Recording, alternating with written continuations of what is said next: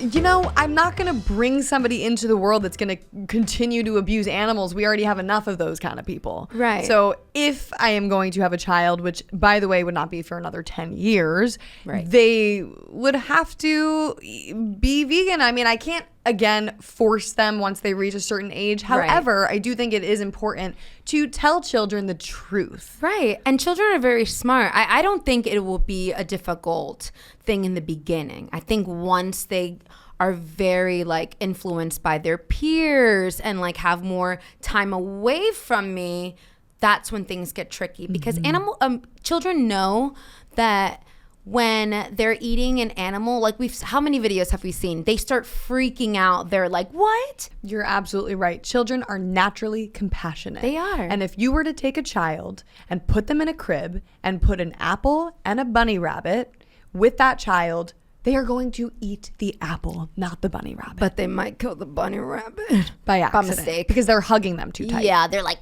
yeah.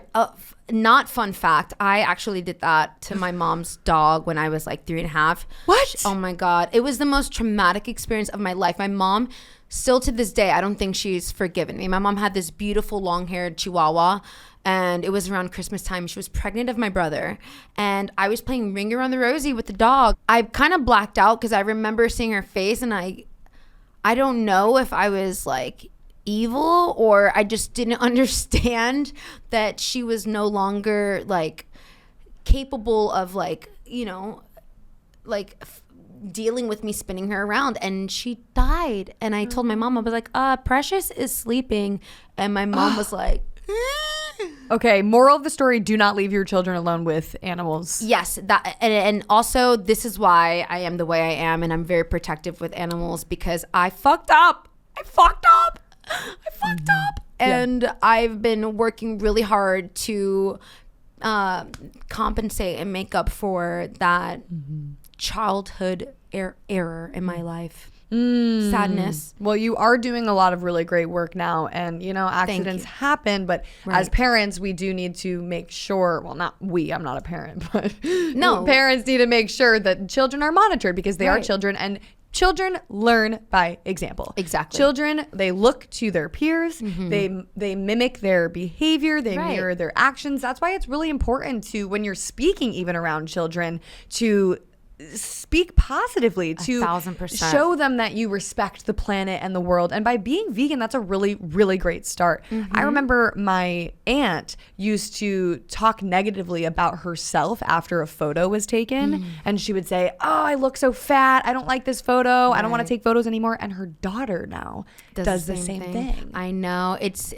so toxic. You have to be so careful. Absolutely. I mean, I wish that when I was a child, my parents had been more honest with me about where food comes from. Yeah. Because I remember asking, and it was just kind of like, this is what we eat. Don't worry about it. They didn't tell me that animals are kept in factory farms, that they suffer violent deaths. And I think if I had known that as a kid, I would be very averse to eating these products. And the first time that I had come into contact with where food comes from, and the first time I even thought and associated my food with a living animal was when I was on a highway in Indiana. I was visiting my grandparents for a summer, and I was in the car with them and my dog, and there was a big metal truck that drove alongside us, and inside the truck were pigs. Oh no, you saw that when you were a kid? I was 13 years old, and their little eyes were just peering through the holes in the truck.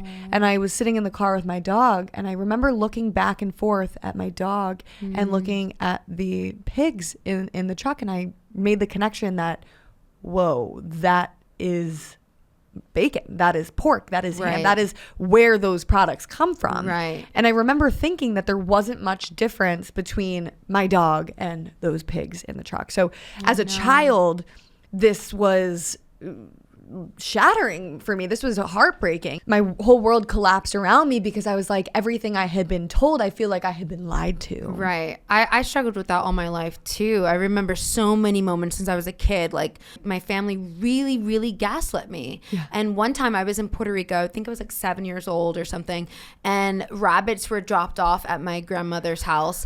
And I was so excited, and my cousin was like, don't get too comfortable. Like he was like, don't get too attached, basically. And I was like, what do you mean? And he was like, grandma's gonna kill them. That's what we're going to eat. And I lost my shit. I was so mad at her. I refused to eat. Grandma's a murderer. Yeah. I was like, wow, she's going to fucking kill them?